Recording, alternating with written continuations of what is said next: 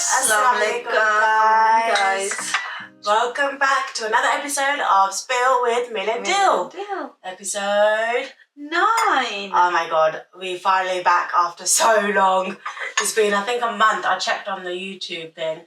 It said 1 month ago that we posted. So we are back, and we apologise for being away for so long, because we did say we were going to continue doing the episodes, but then I got really ill.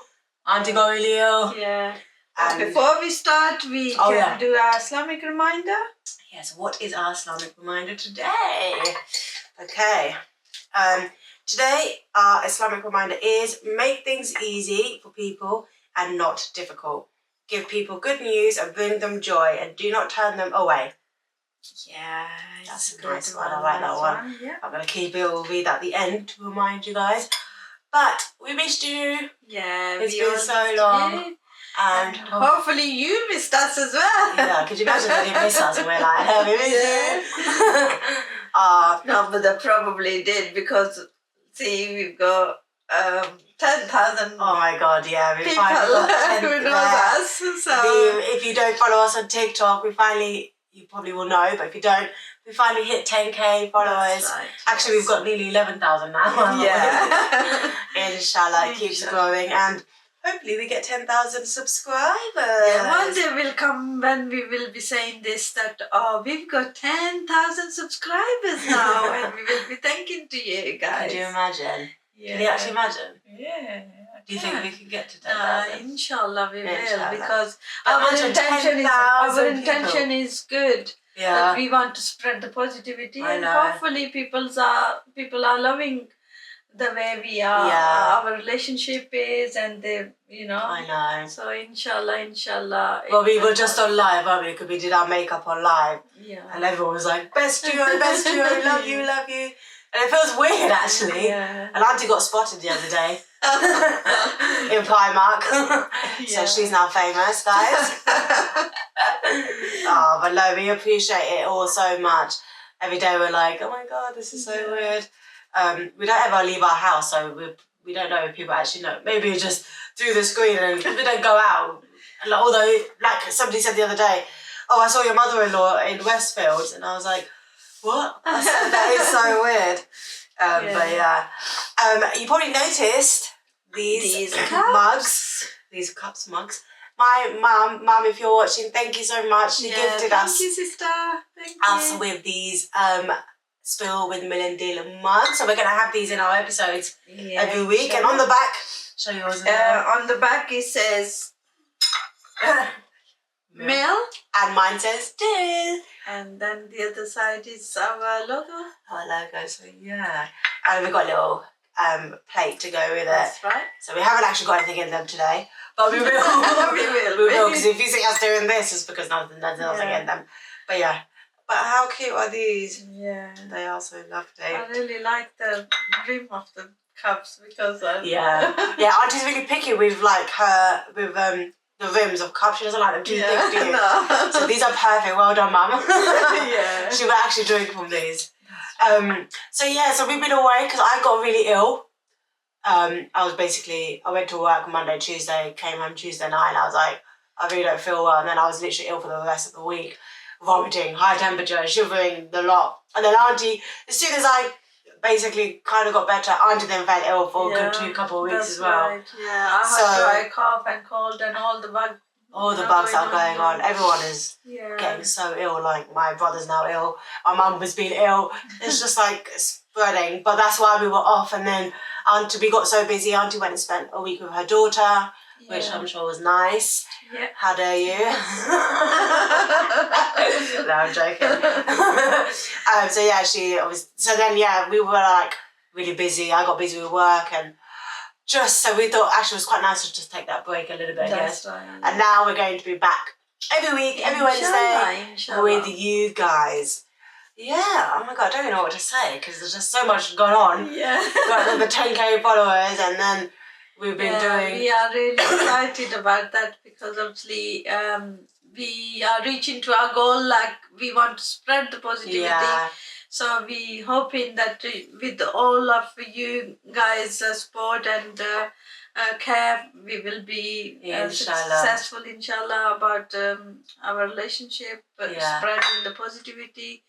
And I was saying when we were watching film and the dialogue came that there was two friends and they were saying one of the mother-in-law was passed away and they have the picture on wall with flower on, and the other one said that mother-in-law should stay there, and coincidence we were sitting together each other. I said no, not like that, mother-in-law should be like this.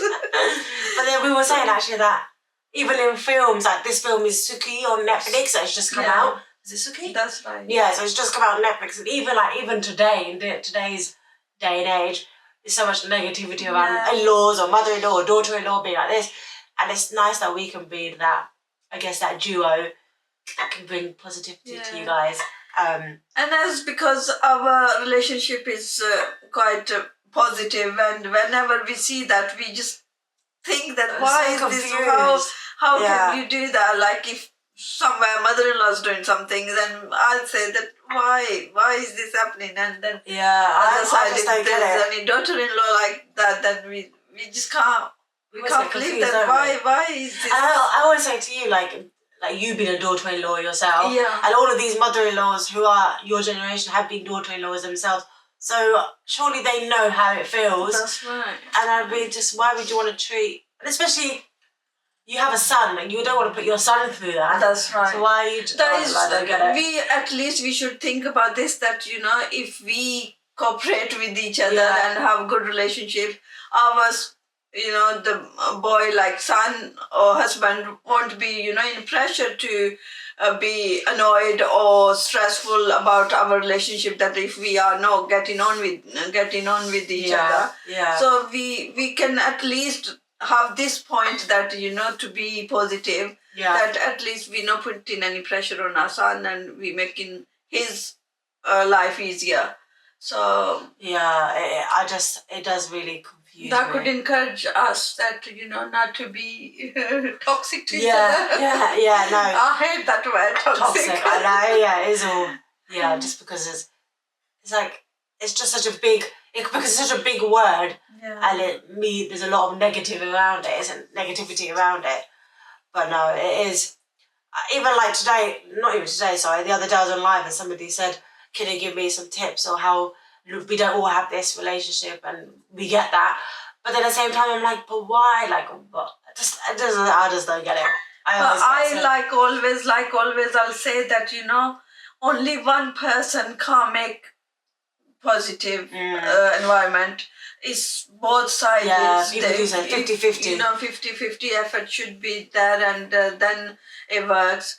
Sometimes if one person is little bit less effort, putting less effort, then other one is sacrificing that little effort and making a positive. Then other person, that could be positive. Both ill. Yeah. So like when I was ill, obviously I couldn't get out of bed, I couldn't do anything, I couldn't clean, I couldn't cook, I couldn't whatever. So Aunty was doing all of that basically. And then when Aunty was ill, I was making sure she got breakfast, she had this, she had that, sorting the house out.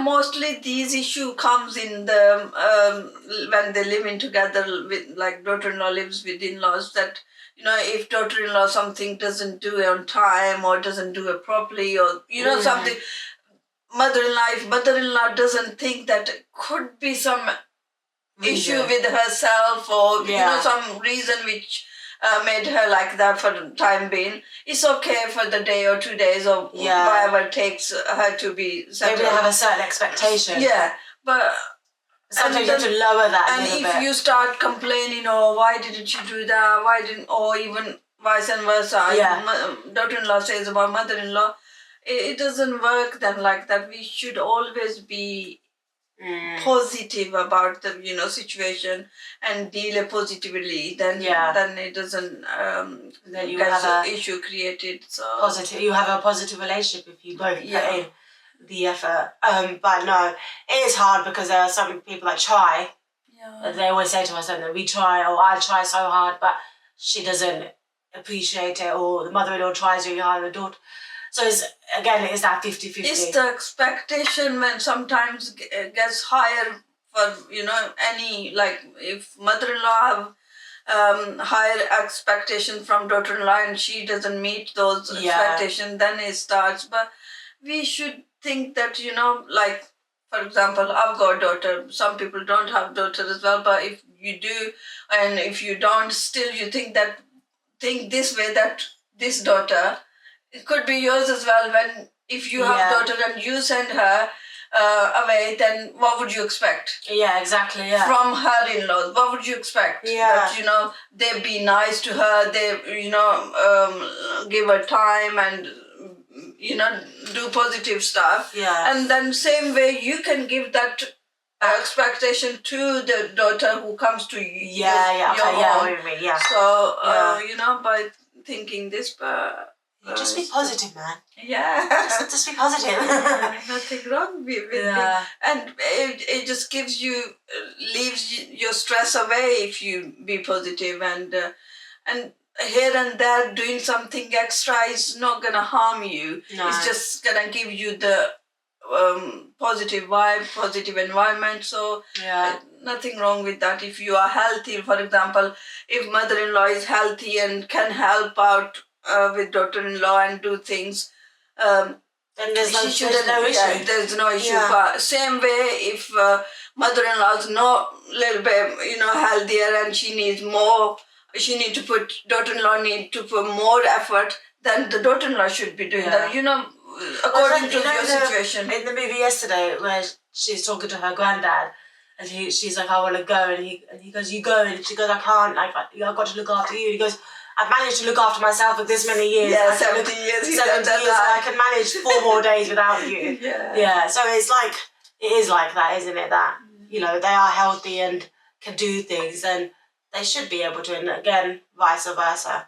I was going to say, somebody on the live said, remember they said, are your husbands jealous of the relationship? And we said, yeah, they probably are, but then deep down, they're both happy and appreciate it. They don't have to face with our arguments or our, toxic relationship. But it's funny though that people always comment saying, oh, you don't spend time with your husband, you don't. But then again, they only see 5 seconds of a video or 1 minute of a video. And that video usually is maybe if we do a makeup one, it might be an hour long, and then if he's sitting with me while I'm editing it anyway or whatever. So, and also this relationship works like this, if you give time each other and, like Aisha saying that if you see 10 minutes or 2 minutes video and you think that you've only given your husband 2 minutes, but that's not true. There's 24 hours in a day. 24 hours in a day, you do. And until you balance the relationship, balance the timing, balance the spending time with each other, with mother-in-law and husband, and same vice and versa, then it doesn't work. But because we have imbalance in this relationship, that's how... Do you know what? It would be quite funny. It would probably stop a lot of people commenting. If you had a camera in our house and they're just watching for the day, they'll see actually me, Lafise, and you, all of us actually, we just sit together and do what we want, and then you might go off and do stuff, or we'll just go out. And the people are like, oh yeah, they're just living a normal life. Like so many people ask you, oh, don't you spend time with your husband? And what about, sometimes in these past few weeks, I've been out most of the time. Yeah. You had enough time to spend, and you had space, you had... You could do whatever. But even when you are here, and I'm not. But it's not like you're sitting on my lap and sitting in between us, going, you can't spend any time. Could you imagine? If anything, actually, some days. So funny. So we have everyone I think in every household has sofa arrangements. This is my seat, this is your seat. So usually Nafisa will sit on the 2-seater, doesn't he? Lies down, and allow either me or Aunty, depends on whatever. We will sit on the other 2. And Aunty go, no, you guys can sit together. And we're like, no, we're happy here. I do that. Have our own I do feel that. Oh, okay. Because I'm mostly sitting next to Aisha, and I then think that, oh, why Nafisa is there, so I can swap the seat. But they say, oh, we are okay, don't worry. Yeah, we're comfortable. Because that's our sofa space. Yeah. So when I go and sit in Nafisa's... And Nafisa feel comfortable on that two-seater one, and you feel comfortable on that. So that's why. But still, because that's my thinking that you might need to be sitting together, so I offer that you want to swap seats. So we're like, yeah. We're fine. And then if I go sit in that on the two-seater, he goes, move, that's my space. So they're like, I'm like, okay then, whatever. So yeah, and even like when we have dinner, we have our own seats. Own seats. I sit there.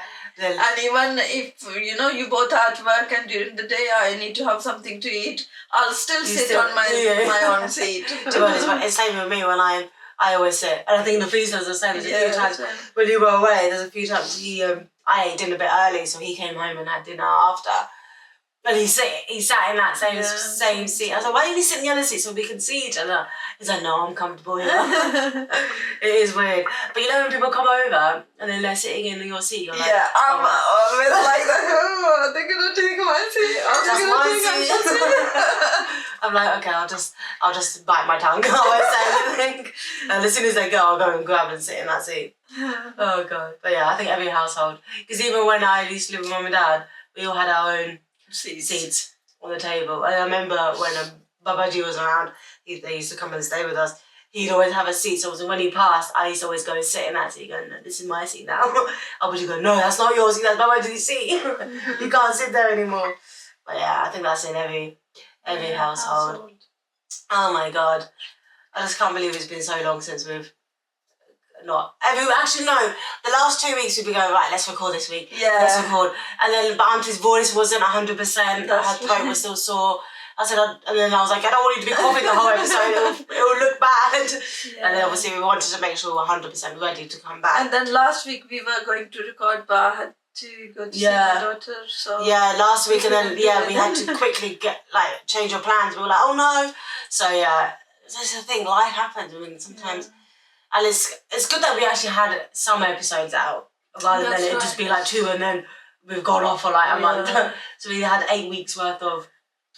So we did it for 2 months. Yeah. And then 8 weeks. 8 episodes. So what we might have to do, maybe do some pre-recording so that if. That's right, yeah, something. Because there is always like I had to go to see my daughter or my family or something. Yeah. Because we have families. Around, so sometimes Aisha has to go to see her parents, and then we think, we haven't recorded. And we always book. We always book in this is the day we will do it because we've got the whole day. And I do tutoring as well. And today we're going to go to my mum's house. We were like, right, we need to break up at this time, record at this time, and then our camera started messing up. And we're like, oh my God. I was actually, what time is it? Because I need to. Okay, it's like. And also, we would like you guys to send us, you can tell about Instagram the scenarios or some topics where we can talk about or whatever. Yeah, no, definitely. So we were thinking that, I think I've mentioned this before, but we have an Instagram handle where you can follow us on Instagram. And I'm hoping that the more followers that we get on Instagram, we can start interacting with you guys a bit more. And you can send in some scenarios or questions and then we can answer them and talk about it on the pod. Because then that way we've got something to talk about. Because we do still have lots of our questions that people asked us before. That's right, yeah. Topics. So we have got those, some left, and we're going to carry on doing those. But we want to mix it up a bit for you guys to be able to give us your experience of something. And it might not just be about daughter-in-law, mother-in-law. It could be about relationship, anything really. And we can try and give our advice as much as we can. Obviously, my advice is my generation and your advice is for your generation. And we can mix it up as well. Right. So if you follow us, the handle will be down here somewhere. And then that way I can put up a poll and then, or like a question box, and you can type it in or send us a DM. That's right. Because we don't really have, on TikTok, not many people, it's really hard to interact. On live we can, but then we have to record, we have to write down everything, and it's a bit much more effort really. And we're not always gonna be really, serious topics or anything. Yeah. Sometimes we want you to entertain as well, so we will be jokey. And so if we do say anything which any of you get offended by, we are sorry for that. But we only trying to spread the positivity, and we try to be careful whatever we say, but again, but obviously we are humans. So we apologise if we do say anything wrong or something comes across in a bad way. Bad way, yeah. But I don't think it does. But we always try that, we don't. But, Yeah. Like we saying that we are human, so we can make mistakes. We have an innocent mindset. And nobody's perfect, and, only Allah is perfect, so we can make mistakes. And the only person that can judge us is Allah, so back off. No, I'm joking. But no, oh my God. Oh, it's just... I don't even know what to talk about. Should we pick a topic that we can talk about from the thing? Actually. And then we'll, because it might be like a short one. Go on then, you pick one.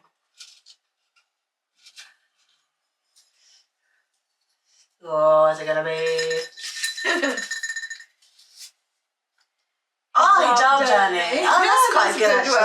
And it's not gonna be a long one either. So, Hijab Journey. Do you know what? There wasn't actually I'm going to set it on this day and do it this day and do it this, and I'm going to start wearing it from this day onwards. Basically, what happened was, the story is on the 1st of January, do you remember me and the Feast did our brownie chat episode? Yeah.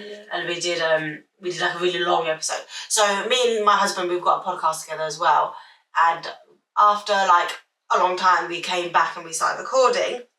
And in that episode, we were talking about religion, our deen, talking about like things that we've seen, just like about everything. According to your experience. Yeah, according to my experience. And in that, I was talking about the power of dua and how I actually do want to become closer to my deen. And I think I did say in that episode that I didn't have any intention of wearing the hijab, but it could be something that one day I might do. But it wasn't like it's going to happen tomorrow. I was thinking more like 10, 15 years down the line, if it was ever going to happen, when I'm a much more older person. And then Ramadan came around, like 2-3 months later. Yeah, 2-3 months later. And again, and then that was the first time in a very long time that I've kept that many rosé. Because of my health, I haven't been able to. And I was like, this year, I'm really want to make, because even last year I didn't keep any, but I was like, this year I really want to try keep as many. I kept quite a few actually. Yeah. In consideration, in comparison to last few years, like last year I didn't keep any. Year before I think I kept maybe like one. So so then, but then again I still wasn't like thinking, I'm gonna be wearing the hijab. I just never thought I was going to be the person to. And I don't think you did either. No, it was shock for me when you messaged me, I think. That it was a picture. And sent the picture, I was wearing hijab today. Yeah. And I was so proud of her. And then I was so then Ramadan happened, and then basically we went to, me, my husband and some of my cousins, my brother, we went to the Birmingham Halal Food Festival. And obviously if any of you guys went, there was lots of like hijab stands, and abayas and things like that were selling. And I said to my cousin, I said, I want to buy some hijabs. Again, not because I was thinking I'm going to start wearing it just for namaz. I wanted to have different, because the one I have, it was going a bit weird, so I wanted some fresh ones. Fresh stuff, yeah. And so I bought 3 hijabs, jersey hijabs from this hijab stand. And I remember actually, she was like, she said something like, what are you looking for? I said, I'm just looking for hijabs. She goes, do you know what style you want to do? I said, no, I don't. I didn't know anything about like different styles or anything like that. And Amna, my cousin, she said, she just wants to do it. She just wants it for when she reads namaz. Yeah. And I felt a bit like, I didn't want her to think that I'm not even trying. And I said, And she goes, I've got these namaz dresses. You can get the namaz. And I said, no, I just want to get the scarf. And I felt really bad. I felt awkward saying that because obviously her intention was to go, if you're doing it for namaz, then wear this. Yeah. But anyway, so I bought those. And then literally I came home, I put it on, I think the next day or something. And then I was like, okay. I was a bit like, I don't know. And then it was half term, so I was teaching at this point. It was half term, and I was like, if I'm gonna wear it, then I'm gonna need to continue wearing it, and I'm going back to school. And I remember saying to Felice, should I wait till I leave? Because I left the school that year, and I was starting my new job in September. So I said, either I just do it and wear it, or I wait until I've left the school, and then in my new job, you can start wearing it, because then it's like a fresh start. And then I was like, no, that's not the right way to do it. If I'm going to wear it, just wear it. So I just decided to wear it, and I haven't taken it off since. Yeah. It's been 6 months, actually. That's right. July? June You started. in June, yeah. And that was around the time that we started our TikTok journey as well. And also, I'm proud to say this, that, you know, after Aisha, I was wearing, it's not that I wasn't wearing scarf, but I wasn't as strict that, you know, always having scarf. So after that, I started as well that, you know, being a bit more strict about it, that, you know, I shouldn't be leaving my hair out. So yeah, and actually, I think we went to Green Street, and I wore it. Do you remember that first time? Yeah. That was the first time I wore it out in public. I was like, because I was just worried what people might say, as in, because I've had lots of people say, oh, when I started wearing a scarf, they started being horrible towards me. No, because maybe racist. Because you was completely out of your side. Yeah. These were new people, they never seen you before, or that was just gonna go positive anyway. Yeah, exactly. It's from God, there is a sign that, you know, if you are. And even then, I wasn't wearing it like properly, because I still had a little bit of hair showing. And then slowly, I started wearing the undercup, and now, like, obviously how I'm wearing it now is how. But before, because I remember I posted a few videos. I was saying, oh, finally wearing a hijab, and people were like, that's not hijab, that's not hijab. Yeah. You don't, and they didn't realise I just only started. Yeah. So for me to even start wearing it, and I think that's where. And I would say to whoever's watching this episode that, you know, if you see someone like this, that, you know, somebody's starting, encourage them, don't pick on them, don't say that, you know, this hair is out or that is.